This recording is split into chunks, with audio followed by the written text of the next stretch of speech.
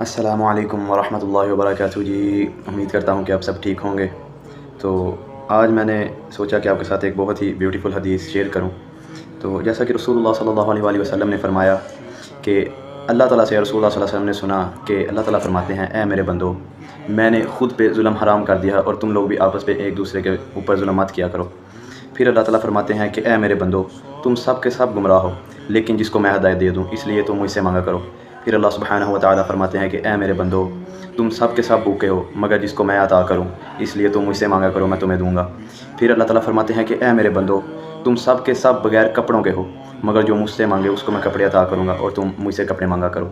پھر اللہ تعالیٰ فرماتے ہیں کہ اے میرے بندو، اگر تم رات دن گناہ کرو اور میں جس کے گناہ معاف کرنا چاہوں میں اس کو معاف کر دوں۔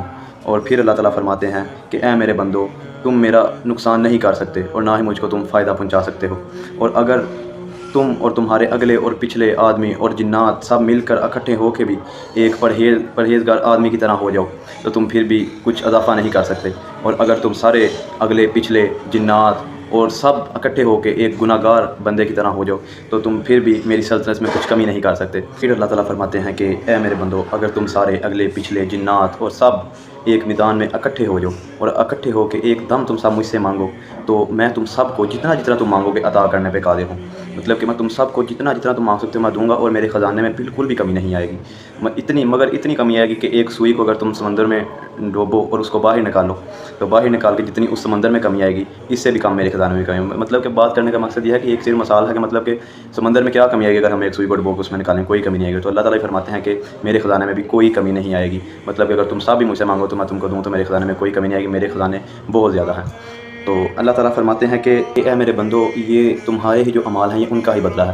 مطلب کہ اگر تم اچھا بدلہ چاہتے ہو تو تم میرا شکر ادا کرو، اور اگر تم برا بدلہ چاہتے ہو تو بولو کہ یہ تو میری ہی وجہ سے ہے سب کچھ۔ اور بات کرنے کا مقصد یہ ہے کہ اس میں کافی زیادہ باتیں جو سمجھنے کے لیے ہیں، مطلب کہ لیکن عقل والوں کے لیے جو شعور رکھتے ہیں ان کے لیے۔ مطلب کہ سب سے پہلے تو یہ کہ اللہ تعالیٰ فرما رہے ہیں کہ میرے بندو تم مجھے ہی سے مانگو، میں تم کو خود ہی دوں گا۔